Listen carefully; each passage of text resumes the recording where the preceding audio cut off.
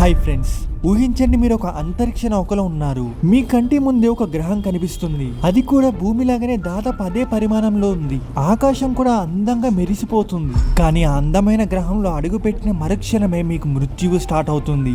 ఇక్కడ వర్షం పడుతుంది, కానీ అది నీటి వర్షం అయితే కాదు. ఇక్కడ గాలి కూడా ఉంది, కానీ మీరు ఒక్క శ్వాస కూడా తీసుకోలేరు. ఇక్కడ ఉష్ణోగ్రత కూడా ఉంది, కానీ అది మీ శరీరాన్ని పూర్తిగా కాల్చేయగలుగుతుంది. అంత్యక్రియలకి బూడిద కూడా మిగలదు.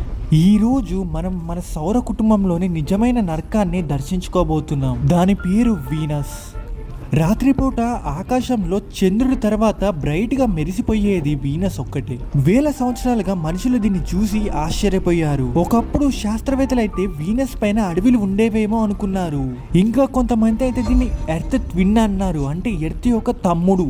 కొన్ని సంవత్సరాల తర్వాత నిజం తెలిసింది. సైంటిస్టుల యొక్క గుండె బరువు అయిపోయిందని చెప్పాలి. ఒకవేళ మీరు వీనస్ పైన నిల్చుంటే అక్కడ ఉండే టెంపరేచర్ కి మీ బాడీలో ఉన్న నీళ్లు ఒక ప్రెషర్ కుక్కర్ లో నుంచి వచ్చే నీటి ఆవిరిలాగా ఆవిరైపోతాయి. మిల్లీ సెకండ్ లోనే మీ చర్మం కరిగిపోవడం స్టార్ట్ అవుతుంది.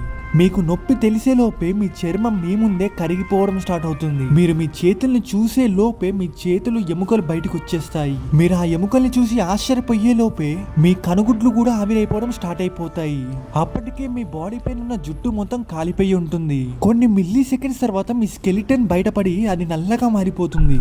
ఇంకొక 20 సెకండ్ల తర్వాత ఎముకలు కూడా బూడిదలాగా మారిపోయి సన్నటి పౌడర్ లాగా అయిపోతుంది. ఇదంతా 20 సెకండ్ల లోపే జరిగిపోతుంది. మీ ఎముకల పౌడర్ ని పట్టుకోవడానికి కూడా సాధ్యం కాదు, ఎందుకంటే పౌడర్ లాగానే గాల్లో కలిసిపోతుంది.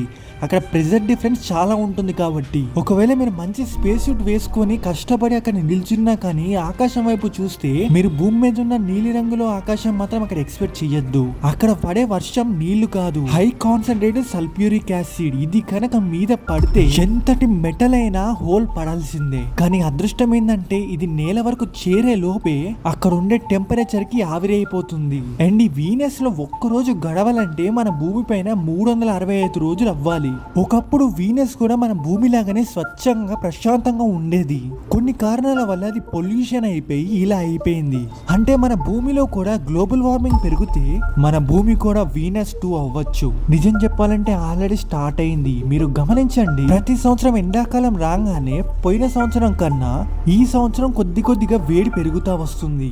అండ్ చాలా చోట్ల ఆల్రెడీ యాసిడ్ రైన్స్ అనేవి స్టార్ట్ అయ్యాయి, కాకపోతే అంత పవర్ఫుల్ కాదు. దీనికి కారణం మనం రోజు వాడుతున్న వెహికల్స్, ఫ్యాక్టరీస్, ఇండస్ట్రీస్ నుంచి వచ్చే కార్బన్ డైఆక్సైడ్. ఇది మెల్లిమెల్లిగా మన ఓజోన్ లేయర్ ని దెబ్బతీస్తుంది. చివరికి మన భూమిని కూడా మరొక వీనస్ లాగా తయారు చేస్తుంది. సో మీరేమనుకుంటున్నారు, మన భూమి కూడా ఒక వీనస్ లాగా అయితే చూడాలని ఉందా?